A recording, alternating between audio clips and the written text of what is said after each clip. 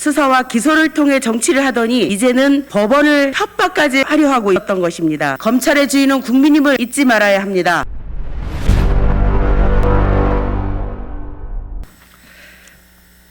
윤석열 총장을 정점으로 한 대검은 확실한 증거로 기소하여 재판할 생각은 하지 않고 법관의 개인 성향을 파악하여 피고인을 유죄로 만드는 데 이용하려 했다는 것 자체가 창피스러운 일입니다.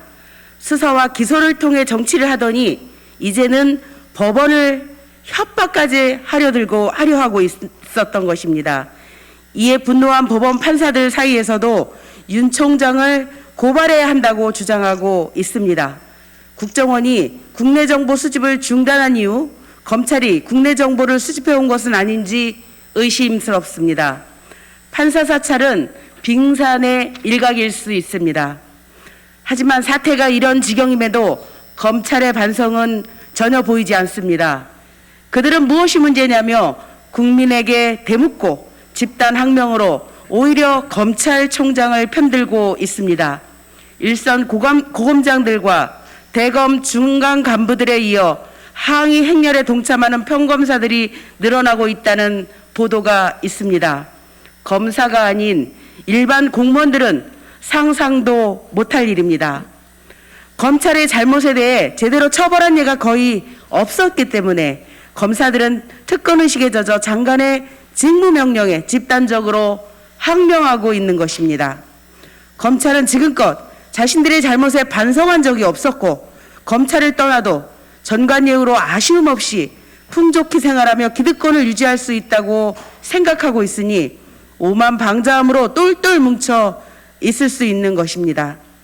집단 항명을 당연하듯이 하고 있는 검찰은 다른 공무원들의 집단 행동에 대해서는 가혹하게 처벌해 왔습니다. 한편 검사들 인사를 위해 경찰이 정보를 수집한 것에 대해서도 수사를 한 바 있습니다. 검사의 정보는 수집하면 안 되고 검사는 다른 모든 이들의 정보를 수집해도 된다는 주장은 옳지 않습니다. 다시 한번 촉구합니다. 검찰의 주인은 국민임을 잊지 말아야 합니다.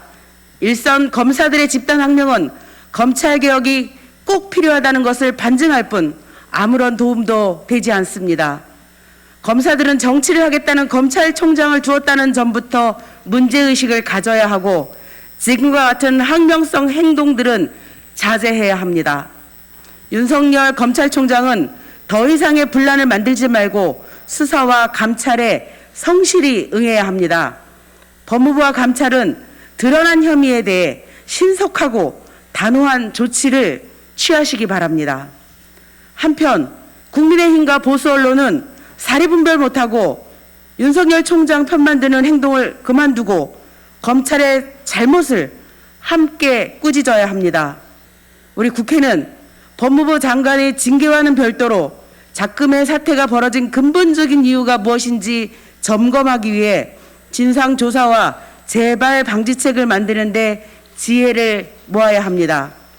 무엇보다 공수처가 출범조차 하지 못하고 있어 법무부 감찰로 검찰의 잘잘못을 밝혔다는 점에 아쉬운 점이 있습니다.